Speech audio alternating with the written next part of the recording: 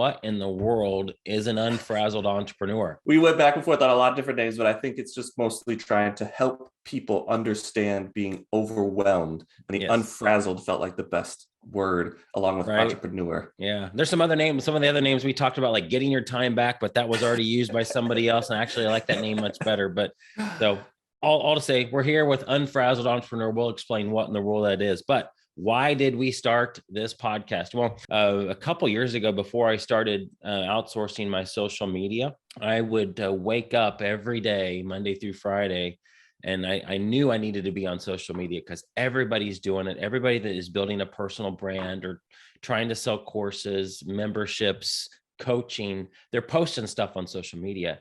I am not a graphic designer. That is not my skill set. So sure, I could go learn that. I could go take a course, take a training program, but I firmly believe I need to stay in my lane and do what I'm called to do and what I'm really good at. And I would get something posted. It would be ugly, not happy with it at all.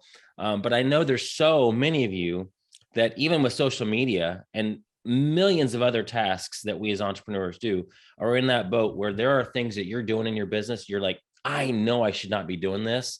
I am not good at this. I hate this task. I see other people doing it. But what you don't realize is that other people may have a team of 50 people or even one person that is helping them out. And I learned quickly, and I hired somebody to help me with my social media. And now it's just, it allows me to not even really think about it too much and to focus on what I am good at and to stay in my lane. So I was frazzled for sure. I think the time, energy, and effort is a thing that we learn. What's the best use of your time, energy, and effort? And there are a lot of things as entrepreneurs that you have to get done. And I think as an entrepreneur, I want to do everything and just realizing like now it can't be done that way. And just hiring somebody for help. I am also not a graphic designer. I can't do those things. I spend a ton of time, energy, and effort to make something that doesn't look very good. And then just realizing like, if I would have just paid somebody to do this, it would have been super easy. So I feel like I'm coming out of a state of being a frazzled entrepreneur. I'm doing too much, which I think a lot of entrepreneurs can relate to. I've put too much on my plate and then not in account for problems. As soon as something happens, it drags out the time, causing more energy and time to be put into something and not really in my zone of genius.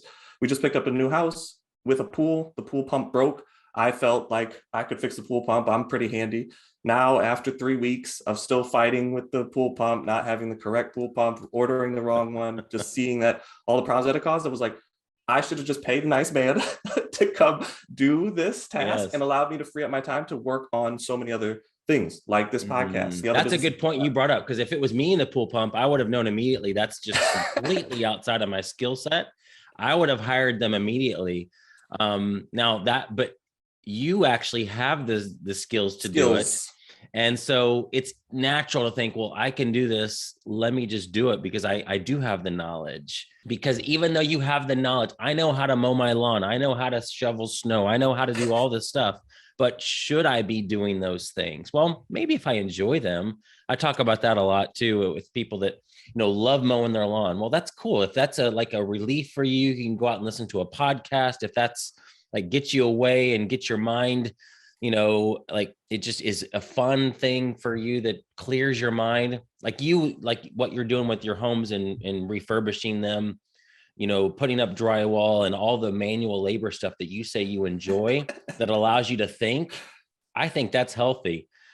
But if it keeps you away from doing what you should be doing, then it's really not a good use of your time. This zone of competency or zone of genius, or I think we'll have to find a term for that, but this is where I think we want to help more people be in their zone of genius, because it one brings you joy, because like you said, hanging the drywall and stuff like that is maybe not the best use of my time, but it's a way for me to physically do something while I'm mentally processing something else. Otherwise I'd have to sit down and like twiddle my thumbs, which I'm so distracted that I can't think that way. It's like I need to do physical labor to process information. So it's a cool system that I've built. I just find myself getting into trouble where it's close to my zone of genius. And then I'm like, I'm gonna jump into this. And then that's when I get into trouble. Yeah, absolutely. So if this resonates with you guys, this podcast is for you. If you feel like if you're an entrepreneur and you feel like you're wearing 5, 10, 50 different hats, 100. and you know that you would love to hire some of that out, but you just don't see the path forward for that,